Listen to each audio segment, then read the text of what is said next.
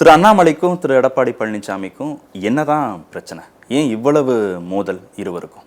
இல்லை, திரு அண்ணாமலை அவர்கள் ஐபிஎஸ் படித்திருக்கிறார். படித்திருக்கிற படிப்புக்கு ஏற்ற நாகரிகம் அவரிடத்தில் இல்லை. படிப்படியாக அரசியல் களத்தில் வளர்ந்தவர் அண்ணன் எடப்பாடியார் அவர்கள்.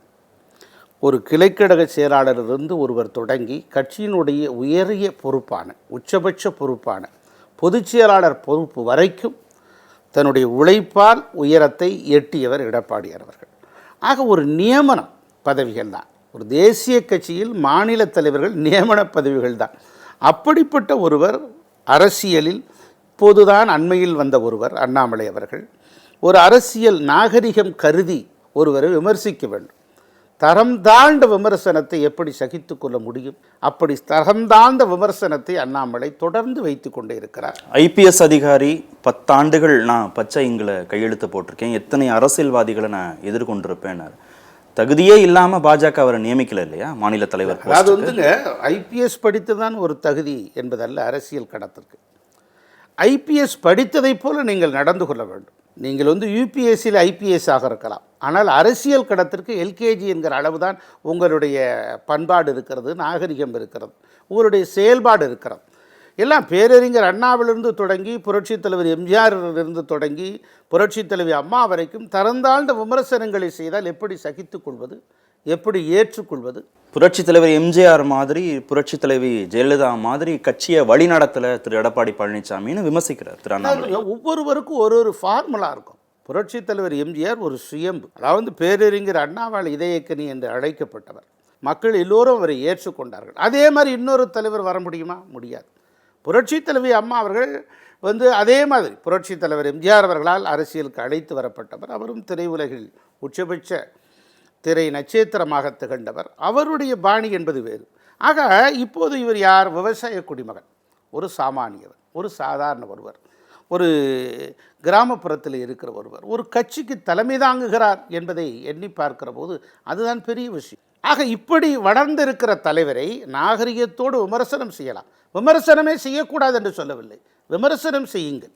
விமர்சனம் செய்கிற போதுதான் ஒருவர் வளர்ச்சி அடைகிறார். இல்லை, திரு இபிஎஸும் திரு அண்ணாமலை குறித்த விமர்சனங்களை நாகரிகமாக வைக்கிறாரு. இல்லை, அவர் என்ன சொல்ல, உழைக்காமலே பதவிக்கு வந்துட்டாரு, அவருக்கு முதலீடு வாயும் நாக்கும் தான், தன்னை விளம்பரப்படுத்திக்கிறாரு, இதெல்லாம் இபிஎஸ் சொன்னது. திரு உதயகுமாரை இன்னும் கீழே போய் இன்னும் விமர்சிக்கிறார். அவர் மனநலம் பாதிக்கப்பட்டிருக்காரு அண்ணாமலை, நாங்கள் சைக்காலஜி படிச்சிருக்கோம், நாங்கள் வேணால் இலவசமாக அவருக்கு ட்ரீட்மெண்ட்டுக்கு அழைச்சிட்டு போகிறோன்னா அவர் இங்கே தரம் தாழ்ந்த விமர்சனத்திற்கான அளவுகோலை எப்படி தீர்மானிக்கிறார்?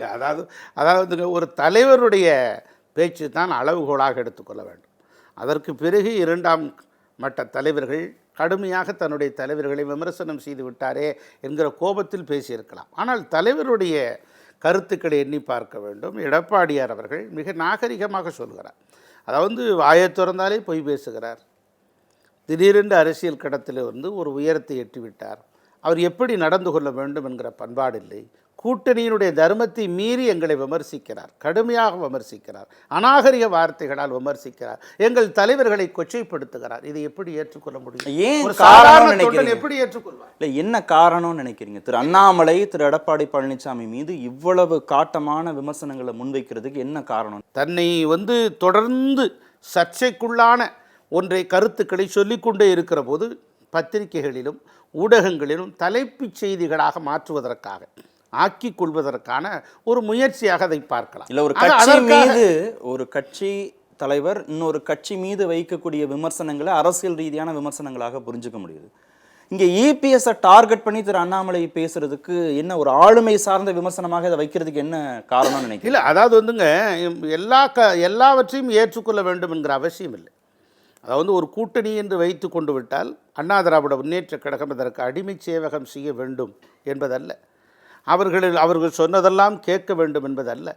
எங்களுடைய கொள்கை என்பது வேறு, எங்களுடைய லட்சியம் என்பது வேறு, எங்களுடைய கொள்கை கோட்பாடுகளை நாங்கள் அதை நோக்கி பயணம் மேற்கொள்கிறோம். அதற்காக உங்களுடைய கோரிக்கைகளுக்காக அல்லது உங்களுடைய கூட்டணி வைத்திருக்கிறோம் என்பதற்காக அவற்றையெல்லாம் காவு கொடுத்து விட முடியுமா? இல்லை, என்ன சொன்னாங்க? சுயம்பாக இருக்கிறார். இல்லை, என்ன சொன்னாங்க? பாஜக தரப்புல இருந்தோ திரு அண்ணாமலை தரப்புல இருந்தோ என்ன செய்ய முடியாத நிர்பந்தத்துக்கு நீங்க ஆளானீங்க? இல்லை, அதாவது என்ன நிர்பந்தம்? கூட்டணி நாங்கள் ஏற்கனவே நாடாளுமன்ற தேர்தலில் கூட்டணி வைத்தோம், அதற்கு பிறகு சட்டமன்ற தேர்தலிலும் வைத்தோம்.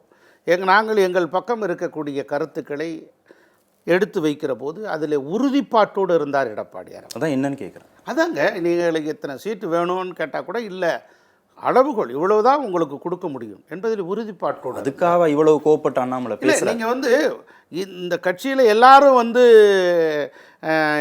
நம்ம அண்ணாமலை என்பது ஒரு பெரிய பிம்பத்தை போல ஒரு மாய பிம்பத்தை தோற்றுவித்திருக்கிறார். ஆக தான் ஒரு பெரிய ஆள். ஆகவே அண்ணா திராவிட முன்னேற்ற கழக எடப்பாடியாரெல்லாம் சாதாரண கிராமத்தில் இருந்தவர், நான் சொல்கிறத கேட்கணும் என்கிற அதிகார மமதையில் பேசிக்கொண்டிருப்பதைத்தான் சகித்து கொள்ள முடியவில்லை, ஏற்றுக்கொள்ள முடியவில்லை. இல்லை, ஒரு பேரம் பேசுறது கூட்டணி கட்சிக்கு இயல்பான, பேசலாங்க, எடுத்து சொல்லலாங்க, எனக்கு இவ்வளவு வேணும்னு வலியுறுத்துறத ஒரு கட்சி செய்யாது. நீங்கள் அவர் பேசுறது கூட ஐயாங்கிறாரு, நீங்கள் கேட்டுங்க சார் உங்களை அப்படி ரொம்ப பேசுகிற அந்த பேச்சுக்களையெல்லாம் நாங்கள் பார்த்துருக்கிறோம். ஆனால் ஒரு அண்ணா திராவிட முன்னேற்ற கழகம் என்று சொல்கிற போது, அண்ணா திராவிட முன்னேற்ற கழக தலைவர் எடப்பாடியார் பொதுச் செயலாளரை பற்றி சொல்கிற போது ஏன் தரந்தாழ்ந்த விமர்சனத்தை முன்வைக்கிறார்? ஏற்கனவே 4 சட்டமன்ற தேர்தலில் அவர் தோற்று போயிட்டார். 4 பேர் எங்கள் தயவில் தானே சட்டமன்ற உறுப்பினர் ஆனாங்க. இன்றைக்கி நாடாளுமன்ற வேட்பாளர் கடத்திலே நாங்கள் தனித்தனியாக நின்றோம். அப்போது வெற்றி வாய்ப்பு 2 பேரும் சேர்ந்து இருந்தால் வெற்றி வாய்ப்பு கிடைத்திருக்குமே. இந்த வாக்குகளையும் கூட்டி பார்த்தால் ஆக வெற்றி கிடைத்து விடுகிறதே என்கிற ஆதங்கத்தின் வெளிப்பாடாக அவர் பேசி கொண்டிருக்கிறார். இல்லை, குறிப்பிட்டு திரு எடப்பாடி பழனிசாமியை மட்டும் இவ்வளவு ஆவேசமாக தாக்கணும்னு திரு அண்ணாமலைக்கு ஏதாவது இருக்கா? அதாங்க, தன்னை நாடாளுமன்ற உறுப்பினர் ஆக முடியவில்லையே. 2 பேரும் அதிமுகவும் பாஜகவும் கூட்டணியில் இருந்தால் வெற்றி வாய்ப்பு அதிகமாக பெற்றிருக்கலாமே. ஆக பெற்றிருந்தால் நாம் மத்திய அமைச்சராக ஆகியிருக்கலாமே. இவற்றையெல்லாம் அண்ணா திராவிட முன்னேற்ற கழகத்தின் பொதுச் செயலாளர் ஏற்றுக்கொள்ளவில்லையே, கூட்டணி முறிந்து விட்டதே என்கிற ஆதங்கத்தினுடைய வெளிப்பாடாக அண்ணாமலை நாள்தோறும் பேசிக்கொண்டிருக்கிறார். இல்லை, நம்புற மாதிரியா இருக்கு. அதிமுக பாஜக கூட்டணி வேண்டும்னு திரு அண்ணாமலை விரும்பினாருன்றது நம்புற மாதிரியா இருக்கு. உறுதியா நின்னாரே வேண்டான்னு. நாங்க தான் வேண்டான்னு சொன்னோம் சார். கட்சியை வளர்க்கணும், ஒரு தேசிய கட்சியுடைய மாநில பிரிவை இங்கே தன்னிச்சையாக வளர்க்கணும். எவ்வளவு நாள் மாநில கட்சிகள் மேலேயே சவாரி செய்கிறது? ஒரு கட்சி தனித்து நிற்கிறதுக்கு கூட்டணி போகாமல் இருக்கிறது தான் சரியானதாக இருக்குங்கிற நிலைப்பாடு அவர் சொல்லவே இல்லையா? சொன்னார். அதிமுக கூட்டணி வேண்டும்னு எங்கேயாவது ஒரு இடத்துல அண்ணாமலை சொல்லியிருக்காரு. அதாவது ஒரு விஷயத்தை பார்க்க வேண்டும். அதாவது ஒரு தேசிய கட்சியில் முழு அதிகாரம் யாருக்கு இருக்கிறது? தேசிய தலைவர்களுக்கு தான் இருக்கு, மாநில நியமன தலைவர்களுக்கு அல்ல. அவர் இன்று இருப்பார், நாளை இருக்க மாட்டார், வேறொரு தலைவர் விடுவார். அப்படிப்பட்ட ஒருவர், அதிகாரமற்று இருக்கிற ஒருவர் அண்ணா திராவிட முன்னேற்ற கழகம் என்கிற பலமுருந்திய இயக்கத்தை உரசி பார்க்க நினைத்தால் இது தவறல்லவா? அதைத்தான் நாங்கள் மீண்டும் மீண்டும் சொல்லுவோம். ரெண்டு கட்சி அதிமுகவையும் திமுகவையும் ஒரே தூரத்துல தான் திரு அண்ணாமலை இவ்வளவு நாள் வச்சு விமர்சனம் பண்ண. டிஎம்கே ஃபைல்ஸ் வரும்னா எப்ப ஏடிஎம்கே ஃபைல்ஸ் வரும்னா விரைவில் வரும்னு சொல்றாரு. ரெண்டுமே ஊழல் கட்சின்னு தான் சொல்றாரு. முன்னாள் முதல்வர் ஜெயலலிதா குறித்த விமர்சனங்களை வைக்கிறாரு. ஆனால் இதெல்லாம் கடந்து ஏடிஎம்கேவோட கூட்டணி வச்சுக்கிறதுக்கு திரு அண்ணாமலை விரும்பினார். அதுக்கு எடப்பாடி பழனிசாமி வாய்ப்பு கொடுக்காம போன கோபத்தில் இப்போ பேசுகிறாருன்றது எப்படி இது நீங்கள் அதாவது ஒரு விஷயத்தை பார்க்கணும். கூட்டணியில் இருக்கிற போதே இப்படி விமர்சித்தவர் தான். அதான் விரும்பலை அவர். நாங்களும் விரும்பலையே. நாங்கள் இப்படிப்பட்ட ஒருவர் எங்களுக்கு தேவையில்லை, இப்படிப்பட்ட கூட்டணி எங்களுக்கு வேண்டாம். நாங்கள் இப்படிப்பட்ட கூட்டணியிலே தன்மானத்தை இழந்து அண்ணா திராவிட முன்னேற்ற கழகம் பாஜகவோடு கூட்டணி வைக்க வேண்டிய அவசியமே இல்லை, எந்த நிர்பந்தமும் இல்லை. எங்களுக்கு பதவி என்பது பெரிதல்ல, தன்மானம்தான் பெரிது என்பதை பொதுச் செயலாளர் எடப்பாடியார் உரிய முறையில் எடுத்து வைத்தார். அதிமுகவுக்கும் திரு எடப்பாடி பழனிசாமிக்கும் முரண்பாடு திரு அண்ணாமலைங்கிற அந்த கேரக்டர் சம்பந்தமானதான். பாஜக மீதான கோபம்லாம் பாஜகவின் மீதும் கோபம் இருக்கிறது. எங்களுடைய சிறுபான்மை வாக்குகளை பெற இயலவில்லை. மேலும் தொடர்ந்து அவர்களோடு நாங்கள் பயணித்திருக்கிறோம். நாடாளுமன்ற தேர்தல், சட்டமன்ற தேர்தலிலும் போதிய வெற்றி வாய்ப்பு பெறவில்லை. ஆகவே எங்களுக்கு தேவையில்லை என்கிற முடிவு எடுக்கிற நிலையில் அண்ணாமலை தொடர்ந்து அண்ணா திராவிட முன்னேற்ற கழகத்தை விமர்சித்து கொண்டிருக்கிறார். புரட்சித் தலைவர் எம்ஜிஆர் எங்கள் உயிருக்கு நிகரான தலைவரை பற்றி மாறாக பேசுகிறார். புரட்சித் தலைவி அம்மா அவர்கள் 1/2 நூற்றாண்டு காலத்திற்கு அரசியல் உலகிற்கு அண்ணா திராவிட முன்னேற்ற கழகத்தை அழைத்து வந்த மாபெரும் மக்கள் சக்தி படைத்த தலைவரை தரம் தாழ்ந்த விமர்சனம் செய்கிறார். இன்னும் சொல்ல போனால் இப்போதைய பொதுச் செயலாளர் எடப்பாடியார் அவர்களை பேசிக் கொண்டிருக்கிற அண்ணாமலையோடு நாங்கள் எப்படி உடன்பாடு பட முடியும்? முரண்பாடுங்கிறது எப்படி நாங்கள் ஏற்றுக்கொள்ள முடியும்? முரண்பாடுங்கிறது திரு அண்ணாமலை சார்ந்ததா இருக்கா அதிமுகவுக்கு, இல்லை பாஜக சார்ந்ததா இருக்கா? ரெண்டும் சார்ந்தது தாங்க, ரெண்டும் சார்ந்தது தான். பாஜக ஓடு நாங்கள் கருத்து வேறுபாடு அடைந்து கொண்டிருக்கிறோம். அதை இன்னும் எரிகிற நெருப்பில் எண்ணெய் ஊற்றி பெரிதாக்கி விட்டார் அண்ணாமலை. அண்ணாமலை இல்லைன்னா பாஜகவுடனான உறவு குறித்து மீண்டும் யோசிக்கல. அப்படியெல்லாம் இல்லை, தெளிவாக சொல்லிவிட்டார். அண்ணன் எடப்பாடியார் அவர்கள் எங்களுடைய மாவட்ட கழக செயலாளர்கள், தலைமை கழகத்தினுடைய செயலாளர்களுடைய கூட்டத்திலே தெளிவுபடுத்தி விட்டார். இப்போதும் இல்லை, எப்போதும் இல்லை, பாஜகவோடு கூட்டணி இல்லை என்கிற நிலைப்பாட்டோடு நாம் பயணிப்போம். நீங்கள் வருகிற சட்டமன்ற தேர்தலில் நம்மோடு யாரெல்லாம் கூட்டணி வருகிறார்களோ அவர்களை இணைந்து கொண்டு மக்கள் கிடத்தில் ஏணியாக தோணியாக நின்று பணியாற்றுவோம் என்கிற ஒரு உறுதிப்பாட்டை, ஒரு நிலையான உறுதியை எடுத்து வைத்திருக்கிறார். 10 ஆண்டுகளில் பாஜக தமிழ்நாட்டுக்குன்னு என்ன திட்டத்தை கொண்டு வந்துச்சு, அண்ணாமலை என்ன கொண்டு வந்தார் அப்படின்னா, 10 ஆண்டுகளாக முதல்வராக இருந்தது அண்ணாமலையா திரு இபிஎஸ்ஸா? அவர்கிட்ட எப்படி இந்த பொறுப்பை நீங்கள் ஒப்படைப்பீங்க? இல்லைங்க, 4 ஆண்டு காலம் முதலமைச்சராக இருந்தார் அண்ணன் எடப்பாடியார் அவர்கள். அதற்கு முன்பாக புரட்சி தலைவி அம்மா அவர்கள் இருந்தார்கள். 10 ஆண்டு காலம் செய்ய வேண்டிய அரும் பணிகளை அண்ணா திராவிட முன்னேற்றக் கழகம் மாற்றியிருக்கிறது. ஆனால் அண்ணாமலை அவர்கள் என்ன சொல்கிறார்? தேர்தல் நேரத்தில் கோயம்புத்தூரை நவீனப்படுத்துவேன் என்கிற பல்வேறு வாக்குறுதிகளை சொல்லி கொண்டிருக்கிறார். தேசிய கட்சி தானே, உங்கள் கட்சி தானே தேசியம் முழுவதும் ஆளுகிறது, மத்தியில் இருந்து நிதியை கொண்டு வரலாமே என்கிற கேள்வியை முன்வைக்க. இல்லை, நீங்கள் தானே கூட்டணியில் இருந்தீங்க அந்த 10 ஆண்டு காலமும் அப்படிங்கிற கேள்வி உங்களை நோக்கி வராதா? இல்லைங்க, எங்கள் நோக்கி 10 ஆண்டு காலம் புரட்சி தலைவி அம்மா அவர்கள் இருந்த காலகட்டத்தில் இல்லை, அண்ணன் எடப்பாடியார் இருந்த காலகட்டத்தில் 4 வருட காலம் நாங்கள் கூட்டணியோடு பயணித்தோம்.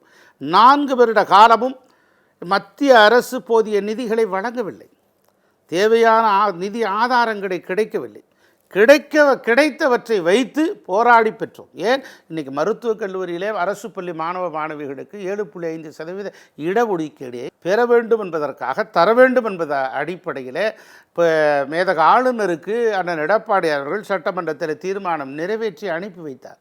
நாங்கள் கூட்டணியில் தானே இருந்தோம், அவர்களோடு தானே பயணித்தோம். கூட்டணியிலே தானே வெளியிட்டார், அண்ணன் எடப்பாடியார் தானே வெளியிட்டாரு. கூட்டணியில இருந்த போது பாஜக தமிழ்நாட்டுக்கு ஒன்றும் செய்யலைன்னு நீங்க எப்ப சொல்றீங்க?